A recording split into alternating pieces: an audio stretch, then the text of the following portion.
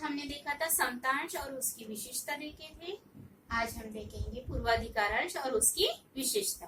देखो नाम में ही अर्थ है पूर्वाधिकार यानी पूर्वाधिकार अधिकार यानी जिसको पहले ही अधिकार दिया जाता है उसको कहा जाता है पूर्वाधिकार अंश। ये जो इन्वेस्टर है यानी जो विनियोजित करते हैं वो क्या करते हैं, सेफ रहने के लिए ये अंश खरीद सकते हैं। इसमें क्या होता है कि अगर जब भी लाभांश होता है यानी कंपनी का जो भी प्रॉफिट होता है तो ये प्रॉफिट में से जो भी लाभांश दिया जाता है सबसे पहले किसको दिया जाता है, पूर्वाधिकार अंश को दिया जाता है। और कंपनी अगर बंद करना है, कंपनी कब बंद किया जाता है, अगर कंपनी कंटिन्यूली लॉस में चलती है तब भी कंपनी बंद किया जाता है, या फिर उसका वर्क हो चुका है तो भी कंपनी बंद करना है तो उस समय भी सबसे पहले अगर कोई कैपिटल रिटर्न होता है यानी पूंजी वापसी किया जाता है तो किसको दिया जाता है, रिटर्न में पहले पूर्वाधिकार अंश को ही दिया जाता है। ऐसा पूर्वाधिकार अंश, पूर्वाधिकार अंश को ये कंपनी के मालिक नहीं है, इसका मतलब सिर्फ प्रॉफिट कमाना यानी प्रॉफिट में जो भी है लाभांश कमाना उतना ही उसका मतलब रहता है। ना ही इसको कुछ मतदान का अधिकार रहता है, ना ही कोई कंपनी में जाके देखरेख करना, ये सब कोई अधिकार पूर्वाधिकार अंश को नहीं रहता। ये सभी अधिकार किसको रहते हैं, समतांश को। तो आज हम देखेंगे पूर्वाधिकार अंश की क्या देखेंगे, विशेषता। विशेषता में देखो फर्स्ट नंबर दिया है लाभांश प्राप्ति में पूर्वाधिकार।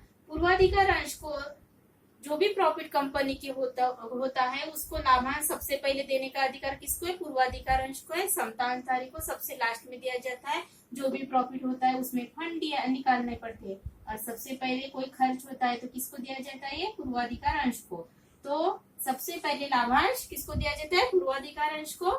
सेकेंड दिया है पूंजी वापसी का अधिकार। अभी मैंने आपको बताया था कि कंपनी की हम स्थापना करते हैं या वर्क पूरा हो गया या फिर ऐसा समझो कंपनी को बंद करना है तो क्या होता है, उन्होंने जो भी इन्वेस्ट किए थे कैपिटल वो रिटर्न करने हैं तो सबसे पहले रिटर्न किसको मिला जाता है, पूर्वाधिकार अंश को। समतांशधारी को सबसे लास्ट दिया जाता है। अगर कोई भी संपत्ति की जो देयता है हमने किसी से लिया होगा, बैंक से पैसे लिए होंगे या किसी से लोन लिया होगा तो वो सब कुछ देने के बाद में अगर कुछ बचे पैसे तो समतांश को दिए जाते हैं, नहीं तो इसको दिए जाते नहीं है। क्यों, क्योंकि ये कंपनी के मालिक है। और पूर्वाधिकार अंश को सबसे पहले पूंजी वापसी की जाती है। नेक्स्ट दिया है स्थायी प्रतिफल। समता अंशधारी को जो लाभांश दिया जाता है वो हर साल चेंज होता रहता है, मगर पूर्वाधिकार अंश को स्थायी रहता है, फिक्स रहता है, उसका कभी भी चेंज होता नहीं है। परसेंटेज यानी लाभांश का दर फिक्स रहता है। एक बार कंपनी ने तय किया कि कितना परसेंट देना है तो उतने ही परसेंट उसको लाभांश दिया जाता है, वो चेंज होता नहीं है। नेक्स्ट है पूंजी की प्रकृति यानी स्वभाव। ये क्या होता है कि कंपनी अगर पूर्वाधिकार अंश खरीदी है यानी खरीदती है जनता तो उसको क्या दिया जाता है कि कुछ सालों के बाद उसके पैसे रिटर्न होते हैं यानी पूर्वाधिकार अंश के जो पैसे जो इन्वेस्ट किए उसने कंपनी में वो क्या होता है कुछ सालों के बाद वापस किए जाते हैं। एक तो वापस किया जाएगा या फिर 5 या 7 साल के बाद उसका ट्रांसफर किसमें होता है, समतांश में होता है। ठीक है। नेक्स्ट है बाजार मूल्य। अब बाजार मूल्य क्या होता है, इसको तेजी मंदी का कोई फर्क नहीं होता क्योंकि ये सुरक्षित है और इसी वजह से इसका बाजार मूल्य का कोई असर पड़ता नहीं है। नेक्स्ट है मताधिकार।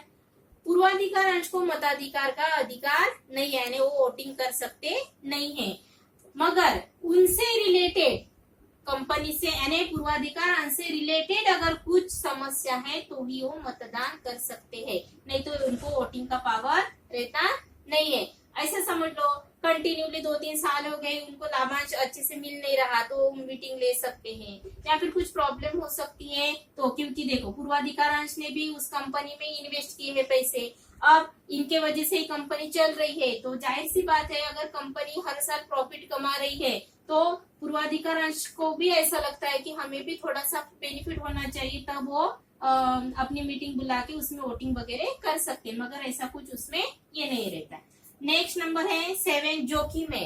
पूर्वाधिकार अंश को कोई भी जोखिम नहीं रहती है, उसको टाइम टू टाइम यानी हर साल में लाभांश मिलता है और अगर कंपनी को बंद भी करना है तो सबसे पहले उनको पूंजी भी वापस होती है, तो इसमें कोई भी जोखिम नहीं रहती। नेक्स्ट है अंकित मूल्य। अंकित मूल्य पूर्वाधिकार अंश का अंकित मूल्य रहता है 100 रुपए पर शेयर्स के हिसाब से, ठीक है। और समतांश का कितना रहता है, सस्ता रहता है 10 रुपीज या 1 रुपीज के हिसाब से। पूर्वाधिकार का 100 रुपीज, यानी ऐसा समझो जितना थोड़ा महंगा रहता है मगर सुरक्षित रहता है, और जो जिनको भी अपने पैसे सुरक्षित रखने हैं वो क्या कर सकते हैं, पूर्वाधिकार अंश के क्रय कर सकते हैं। नेक्स्ट है अधिकार। पूर्वाधिकार अंश को कोई भी अधिकार नहीं रहते हैं, यानी उनको कंपनी में आना, देखरेख करना, वॉच रखना, ये सब कोई काम उसको अधिकार नहीं रह सकते। उनको सिर्फ कंपनी में आना है, अपना साल भरे का जो भी डिविडेंड बनता है वो लेके जाना है, बस बाकी उनको अधिकार नहीं रहता है। नेक्स्ट है बोनस अंश। बोनस अंश पूर्वाधिकार अंश को मिलते नहीं है, क्योंकि अभी बताया मैंने कि उनका सिर्फ पूर्वाधिकार अंश का मतलब सिर्फ कंपनी में आना और डिविडेंड लेके जाना, क्योंकि उन्होंने पैसे इन्वेस्ट किए हैं। और समतांशधारी को बोनस मिलता है क्योंकि वो कंपनी के मालिक है और उनको देखरेख करना, वॉच रखना, सब कार्य उनको करना पड़ता है, ये मालिक है, इसीलिए इनको बोनस अंश मिलता है। पूर्वाधिकार अंश को बोनस मिलता नहीं है। इसी तरह से हमने आज क्या देखा है, बोनस पूर्वाधिकार अंश की विशेषता देखी है। इसको अच्छे से लर्न करना, और कुछ नहीं समझ में आया तो मुझे कॉल करना।